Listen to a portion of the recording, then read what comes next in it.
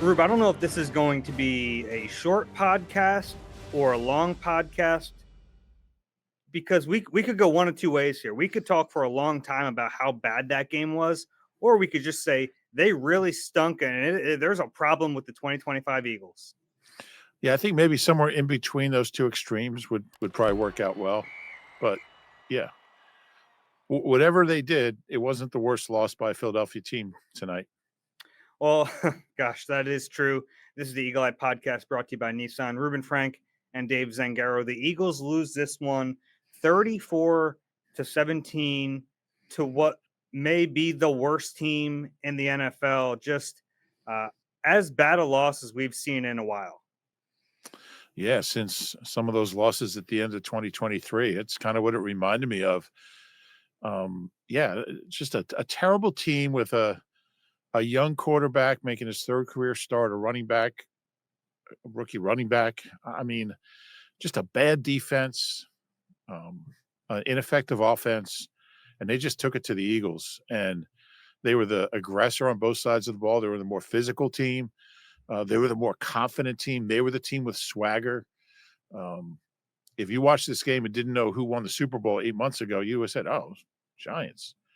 They were the better team in every respect. And once again, I mean, the same problems are showing up for this team, this Eagles team, in their inability to put together a 60-minute game. And the way they put together two good drives in the second half back to back, and you start thinking, "Oh, they finally figured some things out here," and then they didn't score again. Rest of the game, been outscored, Dave, 51-14 in the second half in their last three games. It's bad, and the scary thing is it's not just one thing; it's everything. They don't do anything well right now, and when you don't do anything well, it doesn't matter who you're playing, you're gonna lose. If the other team puts out max effort, which the Giants did, you're gonna lose. Yeah, we talked all week, not even all week. It was a short week, but I mean, that was something the Eagles were excited about. All those goofy questions about, like, are you ready to be back on the field in a few days and get that taste out of your mouth?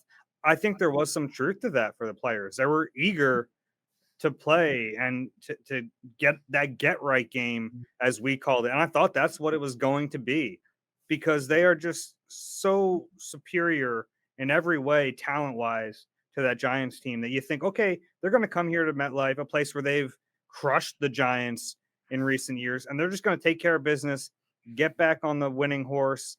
And it went about as poorly as it possibly could have. Yeah, I mean, I thought at least in the first half they showed a little fight. I mean, they came back and took the lead after giving up a couple early quick touchdowns. Took the lead 6-7 minutes left in the second quarter. And I think every game they've played this year, there's been a stretch where you're like, all right, there's something there on both sides of the ball. You're like, all right, they're getting some stops. They're moving the ball. They're throwing it. They're running it. Jalen looks and every single game, they either haven't done it in the first half or they haven't done it in the second half. And that's the most confounding thing about this team is at times they look like an actual good NFL team, but I just don't understand how you could look so good at sometimes and look so bad at other times in the same game. It really is true. Like, on both sides of the ball, you're right. There are times where, I mean, they had back-to-back touchdown drives. They're moving the ball so effectively, and then in the second half, it was like they had never played football before. And even when they were moving the ball in the second half, there were big mistakes that killed them. And right now, this team is just not good enough to get away with making those mistakes. And yeah, we're deep into this now. This is the sixth game of the season. We're still talking about, like, what is this team? I don't know, but I mean, they got to figure it out. Yeah, and I think the fact that it's not one thing, it makes it. I don't know how you figure out at all simultaneously. Why can't we get any sacks? Why can't we stop the run?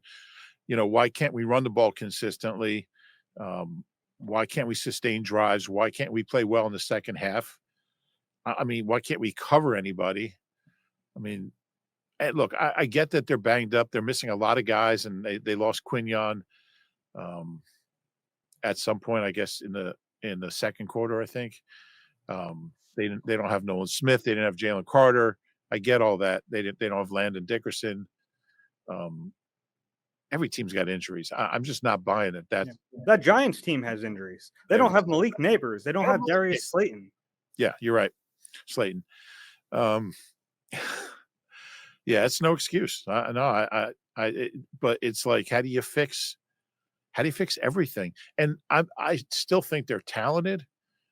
And that's the crazy thing when you're this talented and this is happening to you. It's just such a disconnect. Well, that's the thing. I mean, if you suck and you know you have bad players, that's one thing. You can almost live with that because it's like, well, what are you going to do? And we've seen teams like that. It's been a while, but they just don't. If your team doesn't have talent, you're running out there with shabby receivers and no one like you understand that this team is far too talented to put the product out, especially offensively that we've seen.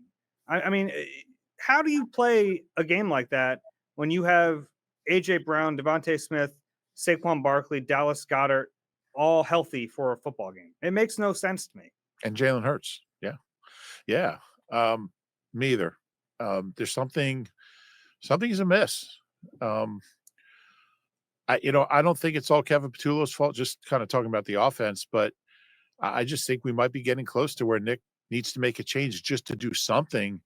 Um, I don't know if they even have someone in house who makes sense. I don't either.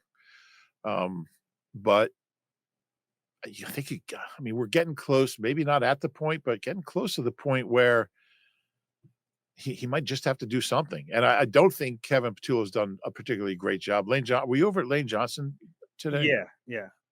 I mean, that's damning stuff. He's talking about like how predictable they are, He used and the word no one else. stagnant.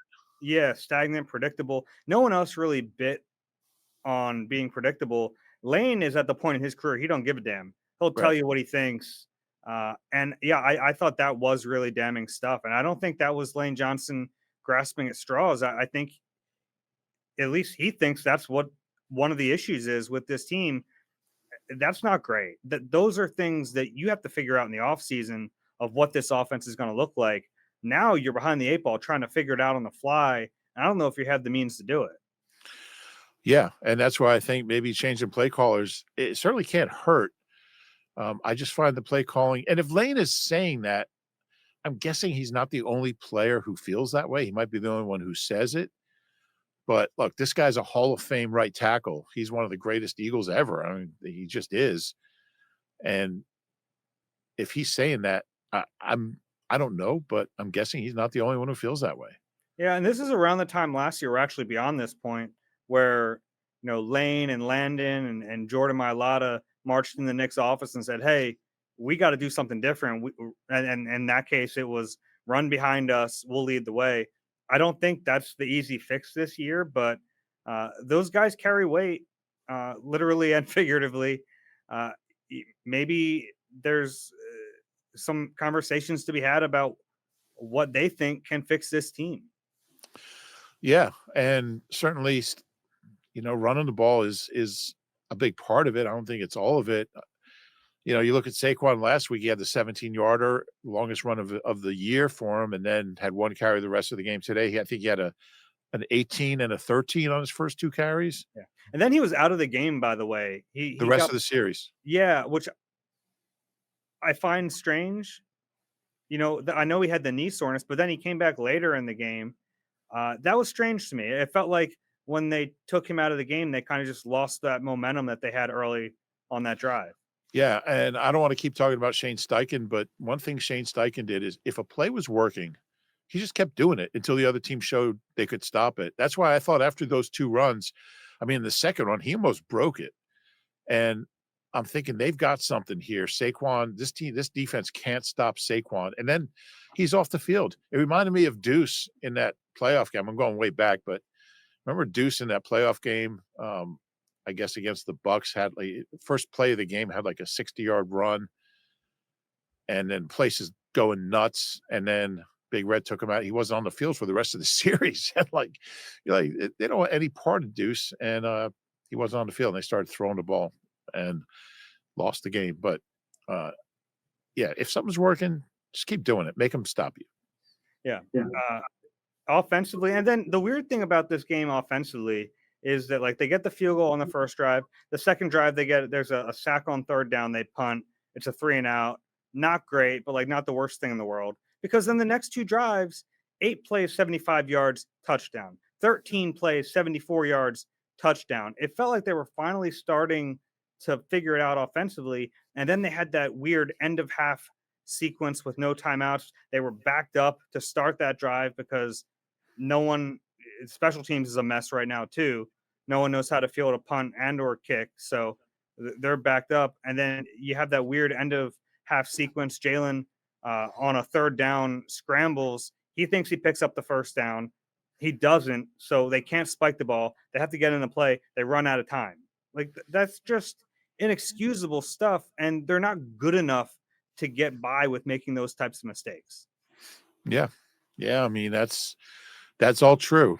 Um, you said earlier, sometimes it looks like they've never played football, and I think sometimes it looks like they've never played football together, and a lot of these guys have been together a long time. Um, yeah, we've seen bad teams. I've covered my share of bad teams.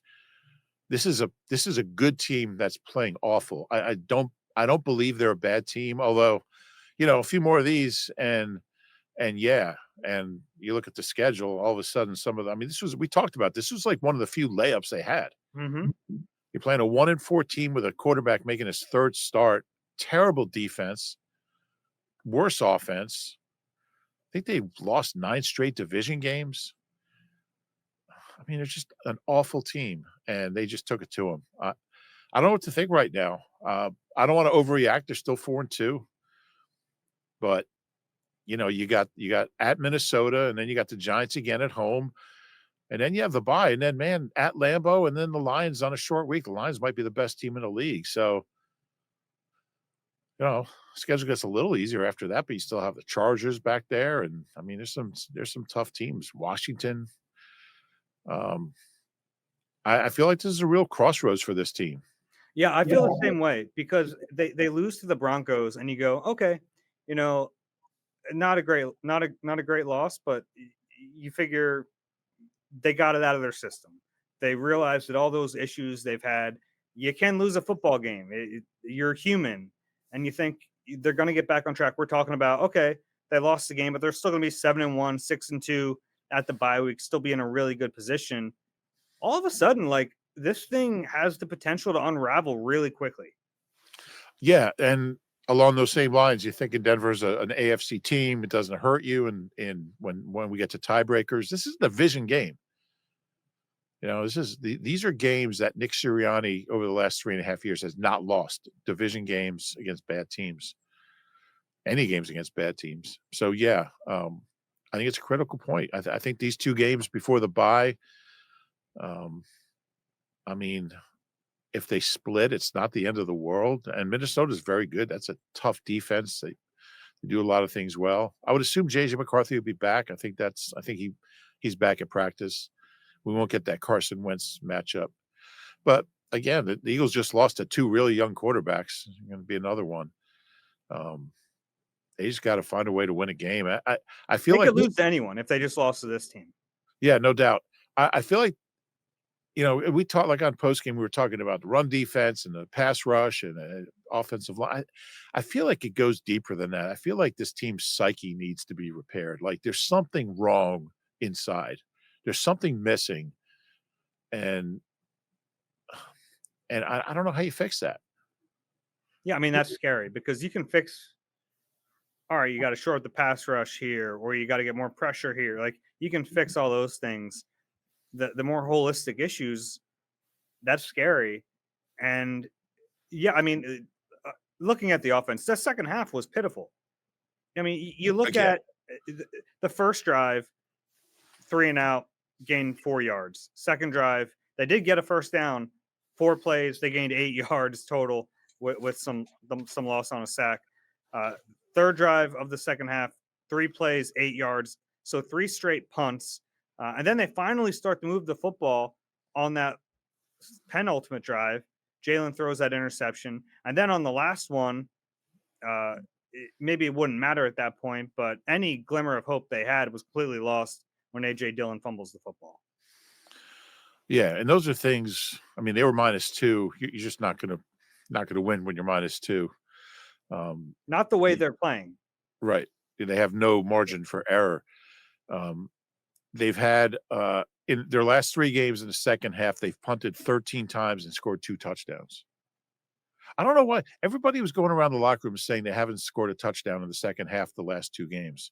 I heard that like 5 times. Yeah, The Saquon touchdown, the yeah, the big pass play was in the it 3rd was. quarter. Yeah, I don't know if it was the same guy or other people heard him asking that. I don't wanna say his name and embarrass him, but I mean, you gotta anyway, you people don't wanna hear me rant about, one of my colleagues, but yeah. yeah, they've been really bad in the second half. Not quite It that bad. doesn't change the overall point that Absolutely. they stink in the second half. They've outscored their last 3 opponents 51-29 in the first half, you know? So, I guess when Vic said halftime adjustments are a myth, I guess he was right. What is going on at halftime? Not for the defense that they're facing. I don't think, right? Like they're No. figuring something out. Yeah. Yeah, and I think that's like pretty damning on the coaching staff because that's you're getting out coached Yeah. when things like that happen. They don't seem to have answers, and there are a few particular plays in this game that I think will haunt them. Jalen Hurts, to his credit, took accountability after the game, but he should have. I mean, the 2 plays that stick with me: the interception and the missed deep ball to Devontae Smith. This is the second week in a row where they have an opportunity to hit a deep shot and they miss it, and it leads to points the other way. And it's kind of like a pivotal moment of the game. Devontae Smith was wide open. There was no one in frame when Jalen Hurts released that football, and he just overthrew him. Yeah. Yeah, and I mean, these guys have been together a long time, 5 years now. They should be beyond that. I mean, they throw together all the time during the off season. I mean, they've had great timing together over the years. They hit that ball before this year. I mean, they hit that ball 90% of the time. I don't even know if that was like a not on the same page thing. I think it's just a bad throw at a really inopportune time. I guess so. Yeah. Jalen's been there's been some games Jalen's numbers look good, but again, I don't think he's been consistent. He had a bad second half today. I think he only threw for a buck 20. Most of them were on that one drive before the interception. Um, yeah, I mean, that's a team-wide malaise, that second half thing. I don't know how you fix an entire team that can't play good football in the second half. Yeah, it's just so disjointed offensively.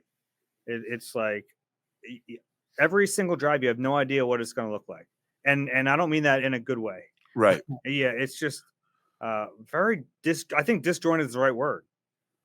Yeah, I just and I hate using that word identity, but they just don't have one on offense. Well, that was the I thing. Even last year, when the passing offense stunk, they could hang their hat on, "Hey, we can run the football, and we can lean into that.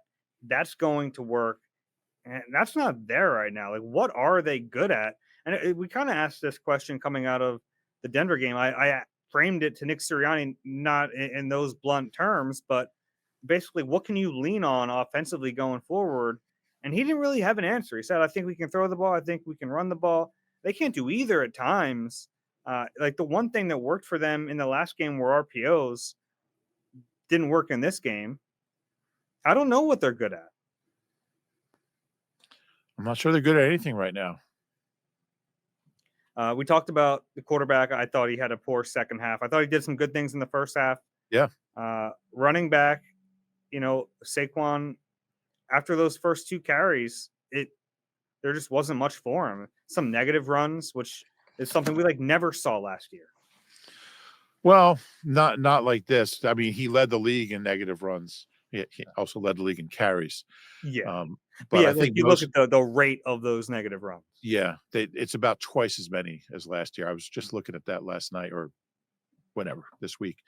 I mean, all Barry Sanders, every great running back has a lot of negatives just because they're trying to make a play. But he had 31 on his first 2 carries, so he had Mhm. 27 on his last 10. Yeah, I don't know. I don't know what's. I can't think of one thing that you go into a game saying they're good at this. Yeah. They're At receiver terrible. today, you think, man, what an advantage. Their best cornerback is Paulson Adebo, who's like a whatever cornerback in this league. Cordell Flott stinks. and he nearly had a pick six in this game. Their Yeah. safeties aren't good. Like, this is not a good defense, And I thought I aside from thought their line. I thought Jalen really took advantage of that. He got the ball to AJ Devontae early on those 2 touchdown drives you alluded to. I thought the ball was coming out on time. I thought he's throwing it really well, and it just stopped. I actually do have an answer for what they're good at offensively. The shovel pass to Dallas Goedert is working. If It they is. get down to the 3-yard line, they have a play for you. It's just getting there sometimes is the issue. He had a big game. Can you run that play all the way down the field? Maybe they'll tush push it all the way down the field. They kind of did that in this game, 4 straight in a row. 4 Yeah, straight in a row. 4 4 in a straight in row. a row. Yeah. Yeah, not good. Anything else offensively that you want to hit? Um, Brett Toth really struggled, as you'd expect, at left guard, and they give the Giants credit. They found ways to attack him, a bunch of stunts, and he just wasn't ready for it. He's give him credit for sticking in the league this long. They need Landon Dickerson back on the field ASAP. yeah, and I don't know when that's gonna happen. I mean, maybe the long week will help. I mean, it's the same amount that he's gotta that he's got. So if he got hurt today, that would apply. But yeah, they need him back. They need Jalen Carter back. They need Nolan Smith back. You need they need Mekhi Becton back. They need Isaiah Rodgers back. They need Josh Sweat back. They need Milton Williams back. I think I may have misjudged just how much they might miss some of those guys. Um, I thought they had replacements in the, we were concerned about corner number 2 all along. I mean, when Slay and Isaiah Rodgers both left, that's been a concern since the spring. I thought they could make up for Sweat and Milton. Sweat mainly, Milton to an extent. Hasn't happened. Yeah. All right. Let's talk about defense when we come back. We'll take a break. We have defense and special teams to talk about because they weren't any good either. You deserve a car that thrills you, a car that puts goosebumps on your goosebumps. At Nissan, we've got everything from turbocharged SUVs to 100% electric vehicles that'll make your heart beat faster. Experience the thrill for yourself and shop your local Nissan store and nissanusa.com today. We are back on the Eagle Eye Podcast, brought to you by Nissan. Reuben Frank and Dave Zangaro. The Giants in this game, 25 first downs, 366 yards. The Eagles have been outgained in every single game this season. It was a bad defensive performance, and I think that the most damning thing about the defensive performance is that they got bullied in this game. And that's the one thing that I just don't think they can allow to happen again. Like, that was the calling card of this defense last year. They were the ones you feared. And man, in terms of physicality, they lost that battle today. Yeah, that's something you don't really see, and some of that might be the guys they're missing.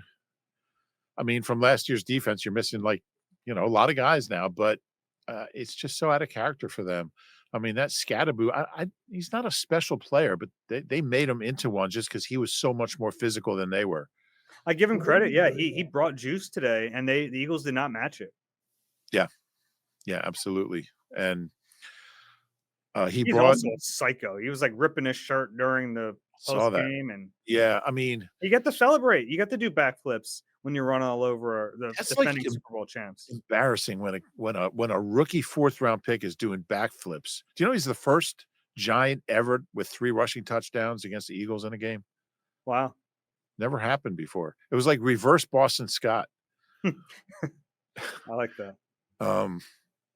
He just ran hard, and they couldn't match his. I mean, he brought swagger, he brought energy. Yeah, it was embarrassing, and I mean, they're so bad against the run. They're averaging what 4.8 and 130 per game. I mean, they're one of the worst run defenses in the league. Yeah, which is crazy because they should not be. I mean, even without Jalen Carter, and we'll get to that whole situation. But even without Jalen Carter, like you should have the pieces in place to at least be an average run defense. You have a okay line. You have linebackers who can cover the entire field. You have a safety who's a really good tackler, a nickel corner who's a really good tackler. Like, where's the disconnect there? Uh, and so a bunch of the players did admit that, yeah, they just got bullied a little bit, out physicaled was the term we heard, and it totally fair in this game. And I think that that can't sit. Like, that's the one thing, you get out schemed, whatever. You give up a big play down the field, whatever. We're talking about like what's integral to this team's DNA. And if you're getting beat there, I don't know how you come back from that if it keeps happening. Yeah, I'm not sure you do, and that's why, like, like the X and O stuff was really bad, but I think the most alarming thing to me was just that they got beat up on both lines of scrimmage, all over the field. Yeah, and we talk about like last year, the word identity, and I think everyone kind of pinned it to the run game. Like, they're a really good running team. That's their identity. I disagree with that. I think the 2024 Eagles, their identity was that they were going to punch you in the mouth offensively and defensively. They were going to be the aggressor. They were going to take it to you. And that was the opposite of what we saw tonight. Yeah, and, it could be as simple as, like, both li neither line is the same as last year. Um, they're missing backed in at right guard. Jurgens has not played as well. I don't know if he's hurt. He's not an injury report, but he's clearly not the player he was last year. Landon has been out, and even when he was playing, he was banged up. Brett Toth is a journeyman. And then on defense, you lose Sweat and Milton Williams, and now you lost Nolan and Jalen Carter. I mean, that's a lot on both sides, and they just haven't had the people to replace them. Yeah, let's talk about Jalen Carter a And little I bit. think that's where physicality starts is on the 2 lines. No, I totally agree. They set the tone, and Jalen Carter is a big part of that. Popped up on the injury report Wednesday with a heel injury, kind of out of nowhere. Don't even know how he suffered it. They weren't practicing this week. They were holding all walkthroughs, but those walkthroughs, they end up being jog throughs. They're kind of like halfway sometimes between a walkthrough and a practice. So it's not like they're out there literally walking. So could have happened there. Could have happened that we don't know more about that injury, but before this game, we see him walk out. He talks to Drew Rosenhaus, his agent. Uh, then he walks on the field. There's a very brief conversation with Clint Hurt, Howie Roseman, Nick Elon too. Sirianni, and a trainer. Never even goes through a workout. Walks back, talks to Drew for a second, signs some autographs, goes up the tunnel, inactive. I mean, that is a huge difference for this defense when he doesn't play. Yeah, and I get that he hasn't been the Jalen Carter that we saw last year, but gosh, he's still better than the alternative. Yeah. Well, I mean, he hasn't been maybe to that level, at least production wise. He's been good. yeah, And exactly. he demands double teams. He opens things up for everyone else. When he's not there, gosh, they miss him. And I think and this is not an excuse because they should have won this game without Jalen Carter, but it does make a big difference. So we'll see how long this keeps him out. Yeah, yeah, just add him to the list. I mean, you would think, if they could just stay afloat till the bye week. I mean, they have that looming in a couple of weeks, but gosh, they might need him before that. Yeah. A little bit of levity from my perspective. I've seen Drew Rosenhaus at 2 games this year to watch Jalen Carter play. The opener and this game, he has not played in either of them. Well, at least he got on the field for the Dallas game. Mm-hmm. You think Drew's like, I got to stop spending my money to fly to Eagles games to watch my client not play? I don't think Drew's too worried about money. Yeah, I think he's doing all right. He's doing okay. Yeah. The other injury in this game, or it happened in the game actually, Quinyon Mitchell. I saw it happen. I think it was kind of an awkward play on the sideline. I think he tried to like jump over something, and he just like landed awkwardly, pulled up lame, and it was a hamstring. So it's one of those injuries that you can't really play through as a cornerback. You have a hamstring injury, you're out. They listed him as questionable. You're not questionable if you have a hamstring injury as a defensive back in the NFL. You're not going to be able to play. And the timing of it was so interesting because they started the game with Keely Ringo as the CB2 on nickel downs, and they had benched him. They benched him. Adoree Jackson took over because Keely had given up some plays. And then shortly after that is when Quinyon Mitchell gets hurt. So now all of a sudden, Keely had gotten benched, and now he's right back on the field. Yeah, and didn't go any better the second time than the first time. He had a really rough day. Rube, I'm And about ready to throw the towel in on Keely Ringo. it's, it's a position they have a lot of depth. I don't know what you do there. I mean, Adoree, but You it's feel not the better with Adoree Jackson, which is, not great, but yeah, you do right now. yeah, And even like that DPI on Keely, I thought was weak, but yeah. I mean, all together, like he had that one play in the middle of the field. He didn't touch the guy on the ground. That was just I would have benched him after that play. I mean, And I think they basically did. sometimes you see rookies do that because in college, the Mhm. guy's down, you don't have to touch him. He's in year 3. He's in year 3, Dave. Yeah. That was just inexcusable, and he got, like, another, what, 8 yards?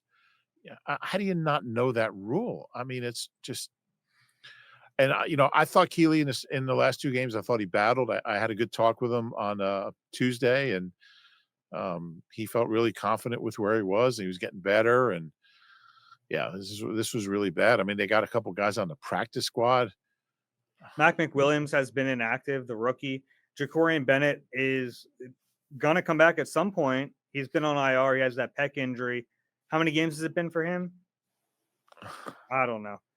He was the same day as Nolan. I think they went on IR together, but, I mean, He's missed 3 games now, so he'll have to miss at least one more. Maybe he's the better option. I think that's possible. It's possible Howie has to make another trade. maybe you think about Cooper DeJean as a full-time outside corner, and Who's playing inside? Perry Nickerson? Parry Nickerson might be your best option. I don't know. I Yeah. mean, I'd rather have Parry Nickerson out there in nickel than Keely out there in, you know, outside in nickel. Um, I don't know. It's crazy that it's gotten to that, but you might be right. Maybe And I Mac still McWilliams is ready to play maybe some downs. he hasn't even been up. Um, and I don't wanna, look, we said all summer, I understood the concept of how he's off season. I got it. I think it made sense. Isaiah Rodgers did not get much money from the what did he get? 11 million over 2 years? Yeah. I just saw considering the state of their cornerback position, you're already losing Slay, which I got because he's an older guy. Very, was he 33 now? Um, I think he's hurt right now. But that was the one I just didn't get. That one and the linebacker who went to the Bengals, um, who Oren played Burks. Oren Burks. He didn't get any money. I thought he was, but that's beside the point. But they could use him. I don't know what they're going to do, but you can't keep running Keely. You just can't play him. Yeah, Can't play him. he's unplayable right now. Yeah. It's gotten to that point, and that's a shame because uh, I like the theory behind playing Keely Ringo because like we see it right. Like he's 6'2", 205, runs really fast, uh, and presumably would get better. So like the theory was there in practice. You can't play him right now. Teams are going after him. Yeah. Yeah. And this is what we saw in training camp and the preseason games. And then, yeah, can't play him. They're still not getting much pass rush. And when they did get there today, they couldn't bring down Jackson Oh, Dart. I mean, they how made many him look like prime Michael Vick out there. they really did. I mean, there were like 4 or 5 times they had him corralled. And I mean, he's really fast. I hadn't really seen him play much. He's fast, he's elusive, but gosh, I mean, you just got to have a little bit of gap integrity, and he's going to run into somebody. You have 4 guys chasing from the same direction. It's going to open up a lane for him. And I thought they were just really undisciplined in They their weren't run. setting edges on some of those plays. Yeah, I mean they could have had 6. How many sacks did they have? I think Jordan Davis had one like one of those 0-yard runs. They had 2 sacks for 1 yard. So who was the other one? Jordan Davis had Patrick one. Johnson. It was the play Oh, where yeah. Dart got hurt. Yeah, so that's his first career sack. Mhm. So Save that. he's We have a segment coming up at the end of the show, and that might make an appearance. I think it might lead it. Yeah. Um, yeah. I mean, Jalen Hunt, gotta say he's been a disappointment. I expected more. Yeah, and he had good rushes, like, this season at times, but, yeah, it's hard to argue with that. Yeah. 3rd downs, they were awful in this game. Awful. Uh, And some 3rd and longs. yeah, Giants were 11 of 16, 69% conversion rate. On the flip side, Eagles were 1 for 9. Yeah. That's where you win and lose football games. Yep. You can't stay Yeah. on the field, can't get off the field. It's not hard to figure out what happens. Yes. Even I can figure it out. Yeah. Another defensive note, and this was interesting to me. It doesn't really matter too much, but when Reed Blankenship and Cooper DeJean collided, Marcus Epps went on the field. It was not Sidney Brown. Yeah, I thought that was interesting. And Marcus Epps nearly killed a guy on his Yeah. first snap. Yeah. Maybe they're just afraid Sidney Brown was gonna hit someone late, which he has a tendency to do. I don't know. Anything else on defense we have to talk about? No takeaways for a second straight game, and it goes back to what you were saying before. This team's not good enough to win games without takeaways. I mean, they Yeah, gotta get it. yeah. You know, it's funny you say that because there And was a Jalen's had moment a ball in his hands, and he was a safety in college. he was. There were moments in this game where you're like, okay, here comes the turnover because we've gotten so accustomed to them just like making a play in a key moment in the game, like the bend but don't break, and like it was their their game plan a lot of last season, and Yeah. it just didn't come in this And one. earlier this season, that's how they got to 4-0. It was a Yeah, big part of it. and the Giants last week, by the way, turned it over 5 times. Coach Kellen. 5 times last week. Eagles couldn't get one. Yeah. Concerning. Definitely concerning. I don't have anything else on defense. I want to talk about special teams. We don't have to spend a ton of time on it, but why can't this team field a kick? It's crazy. I think they have 4 or 5 muffs this year. They benched Tank Bigsby, and AJ Dillon was somehow worse. It's just awful. I mean, special teams is a mess.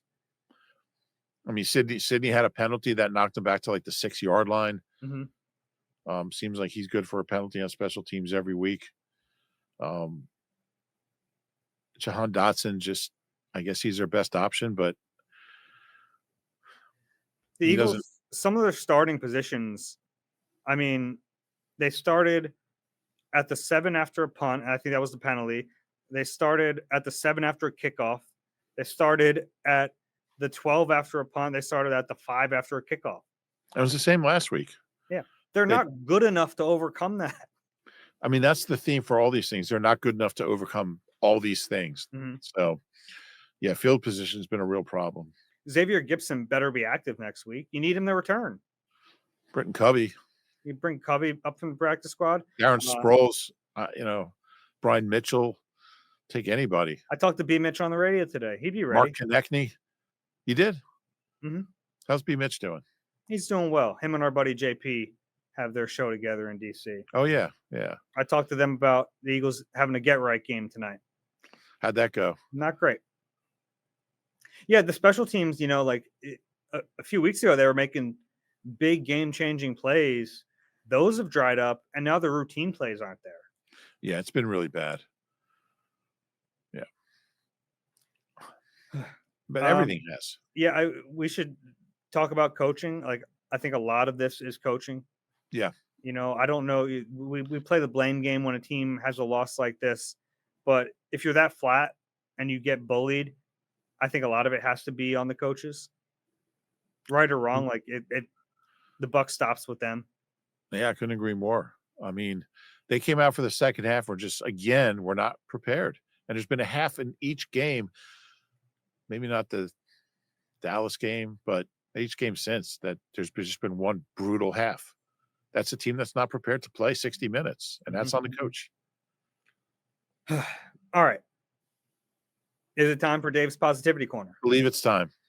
Yeah, back-to-back weeks, or not even back to 2 days positivity corners within what, 4 days, That's another thing. Some guy in the locker room asked the player, you five know, days, "How bad is it to lose 2 games in 4 days?" 5 days. Like, how do you not and that's when Jaws was like, "Rube, can you get your media brethren in line here and ask some good questions?"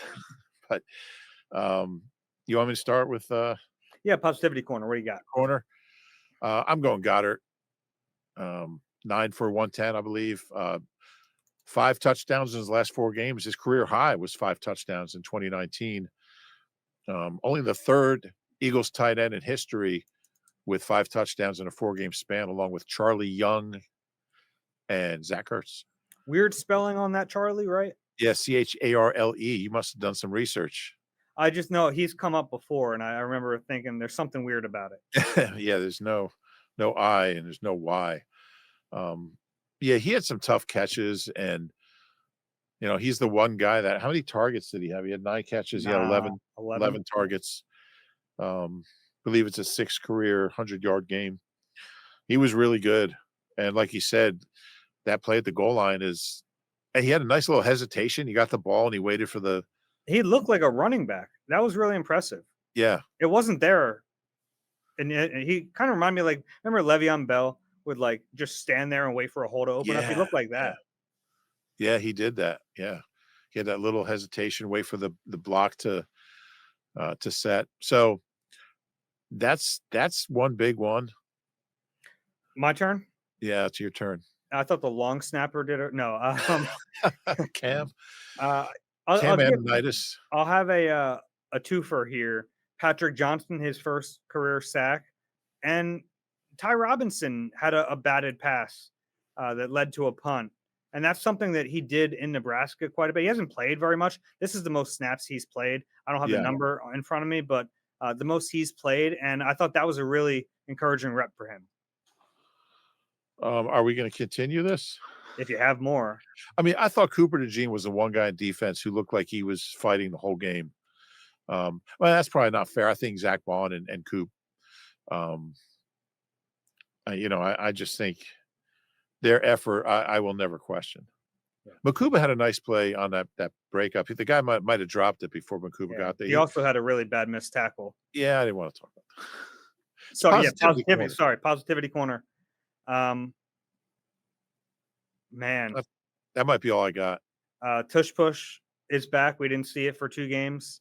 They ran it effectively in this one, but I mean that's the kind of stuff that's going to get it banned. Running it 4 plays in a row. Yeah, that's what I messaged you. Like when people see that, they're just gonna vote against it. I thought AJ made some nice catches early. Did the most with his opportunities. He might have what he finished with 80 yards. That's like seems like a lot. Uh, like a lot the way things have been going. But yeah, those 2 drives, I thought Jalen was firing away and hitting guys. Just couldn't keep it up. Yeah, and that's the frustrating part. Yeah, that's all. Corgi, yeah, corgi races at halftime. Oh, I don't know who won, but I think they all had a good time, and that's and they didn't tear any ACLs on the field here at MetLife. so they didn't That's have to good. bring any corgis into the blue tent. Not that I saw. N'Kobe Dean made his return. Good for him. I Yeah. didn't play on defense. Played on some special teams. Feel good. I mean, everyone loves N'Kobe. It's a tough injury to rehab from, so it was good to see him back on the field. I don't know if you noticed, but during your pregame hit, it was probably pretty loud there, but I was doing this with my pen right into my microphone. Oh, I couldn't hear it. Okay, because our mics are hot during that segment, so I was like, maybe he'll hear this. You mentioned a good time was had by all.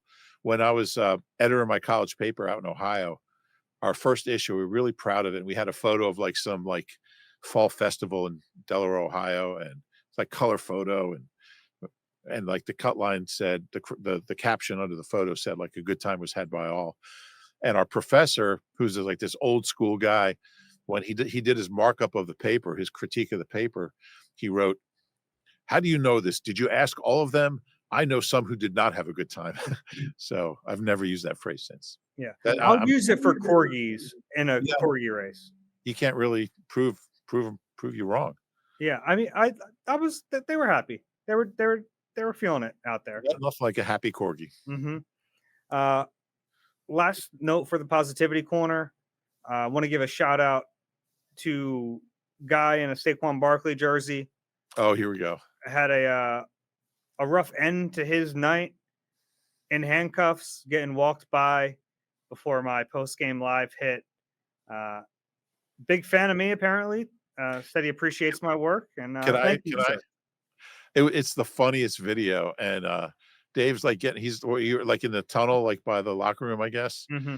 and you see in the background, you see this guy getting, like, handcuffed, and it's like somebody, like, created, like, an AI funny video, and Dave's, like, turning around looking at him, he's got his mic, and the guy's getting, like, you know, perp walked down the concourse by these 2, I think, 2 cops, and the guy's walking in front of them, and he walks by Dave and goes, "Love your work." And Dave turns around, "Oh, thank you." Gotta be polite. Yeah, you were. It Yeah. was yeah. So if you are listening or watching, sir, I hope your night got better. Yeah, yeah, hope so. Okay. We got anything else here? No, I mean, our next podcast, I mean, we gotta get pretty deep into how we think they're gonna respond to this. I think that's like the pivotal question for this week. I mean, look, you blow a 14-point lead at home, and then 5 days later, you get beat by one of the worst teams and maybe the worst team in the league. I still think the Jets are worse, but yeah, that's a really bad week right there, and they got a lot of figuring out to do. They do. We'll have a chance to rewatch this game. Maybe we'll come up with some answers for them, and we'll talk about it on our next pod next week. If you have a question for us, and I'm sure our inbox is going to be flooded. This was a brutal night for Philly sports fans, obviously. Eagle-eye at NBCUni.com. If you're watching on YouTube, you can scan that QR code, send us an email. You can send us a question. You can vent, do whatever you have to do with that email address. And if you enjoy the Eagle Eye podcast, please do us a favor, rate and subscribe wherever you get your pods. If you're watching on YouTube, please rate and subscribe there as well. Rube, do you have any final thoughts? Tough night for Philadelphia fans, and a lot of people struggle with these kind of things. And I would just say, if you are struggling, and I understand people could take these kind of nights really hard. Flyers lost as well. Um, you know, talk to somebody, talk to a friend. Just you know, if it's really something that's bothering you, and get some help, because it can be an issue. Yeah. It was a rough night. Eagles lose 34-17. For Reuben Frank, I'm Dave Zangaro. This has been Eagle Eye, presented by Nissan. We'll talk to you soon.